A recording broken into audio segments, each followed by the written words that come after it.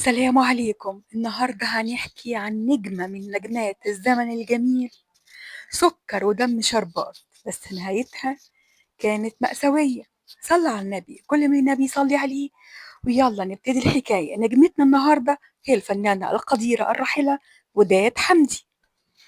الحاج محمد عيسوي كان عنده من الأبناء أربعة، وفي سنة 1924 ربنا رزقه بالمولود الخامس، وكانت بنت وكان اسمها وداد.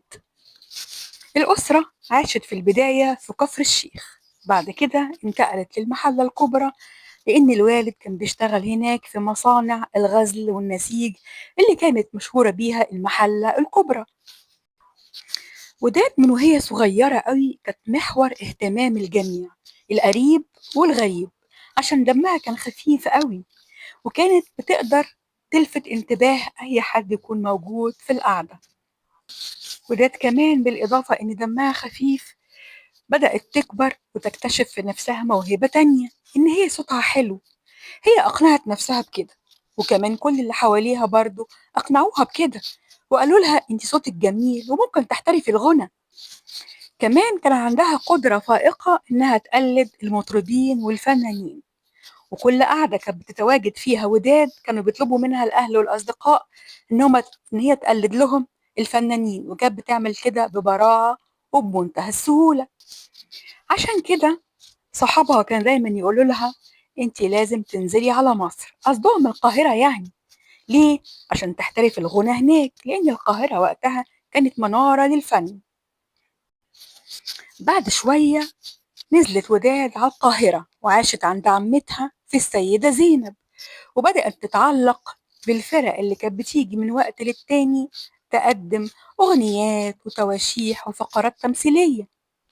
بدأت وداد يتعلق قلبها بالتمثيل والغنى، وقررت إن هي لازم تخوض التجربة، أولا عشان تشبع الرغبة اللي عندها، كمان عشان يكون عندها دخل مادي تقدر بيه تحقق اللي هي بتتمناه.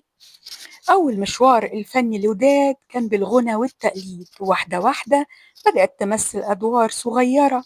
وعلى فكرة، الناس فاكرة إن أول أدوار وداد كانت أدوار الخدامة، لكن ده مش حقيقي. وداد لما كانت صغيرة قوي كانت بتطلع بدور البنت المرغوبة اللي الشباب عايزين ينولوا ودها.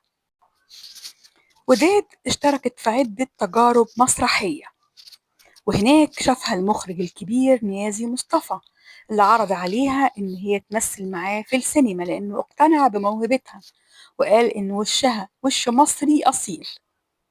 عملت معاه دور في فيلم ابنتي.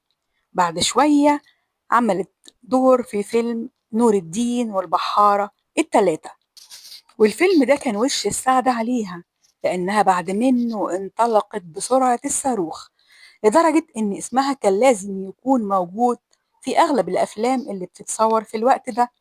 كانت بتعمل بالعشرة والحداشر فيلم في السنة.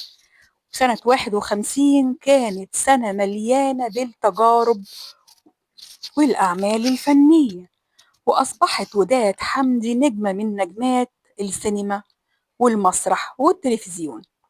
حياة وداد حمدي الشخصية مش أحسن حاجة، ما كانش ليها حظ لا في الحب ولا في الجواز. هي حبت مرتين واتجوزت في المرتين، وما فلحتش وما نجحتش، وانتهى الجواز بالطلاق. وقالت أنا حرمت ومش هكرر تجربة الجواز مرة تانية، والحب اللي في قلبي هخليه كله لأهلي ولشغلي. وطبعا وداد زي أي واحدة مشهورة طلع عليها إشاعات كتير قوي، يعني جوزوها لصلاح قبيل، جوزوها لمحمد الموجي، لكن الاتنين نفوا إن ده حصل وقالوا لأ ما حصلش، كانت مجرد زميلة.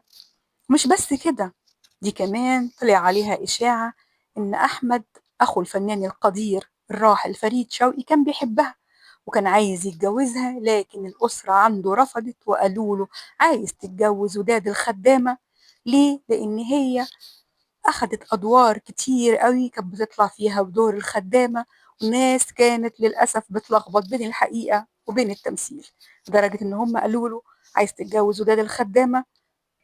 لكن طبعا هي فنانة جميلة وقديرة ولعبت كل الأدوار. وداد حمدي كانت من الناس الطيبة قوي بتاعت زمان، كانت محبوبة وكان معروف عنها الكرم. وداد صحيت في يوم من الأيام لقت الشغالة بتاعتها سرقت كل الصيغة اللي حلتها، وادي وش الضيف هربت ومعرفتش تجيبها. وطبعا كان المفروض إن هي تقدم فيها بلاغ، لكن هي رفضت لأن أخوها اللي كان جايبها لها، وخافت على أخوها يجي رجليه في السين والجيم.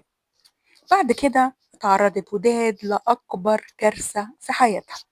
وديت كان بيتردد عليها دايما الريجيسير يعني اللي هو بيجيب لهم الأدوار. لما بيترشح مخرج أو منتج يقول أنا عايز الفنانة الفلانية، فالريجيسير هو اللي بيروح يودي لها السيناريو لغاية بيتها.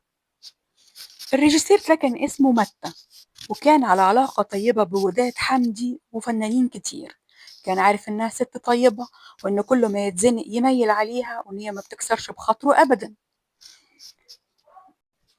سنة 1994 متى كان مزنوق زي عوايده، بس هنا شيطانه أو عزله إن هو يرتكب جريمة عشان يقلب كل اللي موجود. قال أنا هروح ليسرى. يسرى دي نجمة كبيرة وعندها ملايين متلتلة قد كده، أنا هخلص عليها وآخد اللي وراها واللي قدامها. لكن البواب لما وصل العمارة اللي كانت ساكنة فيها يسرى في الزمالك رفض إنه يطلعه. قال لك طب أطلع على سهير رمزي، دي فنانة قديرة وبرضه عندها ملايين، وكانت في يوم من الأيام نجمة شباك، وكمان كانت متجوزة رجال مهمين. هطلع على عندها أخلص عليها وآخد اللي وراها واللي قدامها. راح لسهير رمزي، لقاها مش موجودة. القدر نجاها ونجى من قبليها يسرى. قال لك طب خلاص أطلع على الست وداد، هي عارفاني وعارفها ودايما بترحب بيا. وفعلا للأسف طلع على وداد حمدي، ده كان القدر والنصيب، وخلص عليها وحب ياخد اللي وراها واللي قدامها. ملقاش في البيت غير 25 جنيه. راحت الست وداد حمدي الطيبة الأميرة عشان 25 جنيه. اتحكم على متى بالإعدام وتنفذ فيه الحكم، وخسرنا إحنا فنانة جميلة من فنانات الزمن الجميل، الله يرحمها ويغفر لها. دي كانت حكايتنا النهاردة، حكاية القديرة وداد حمدي.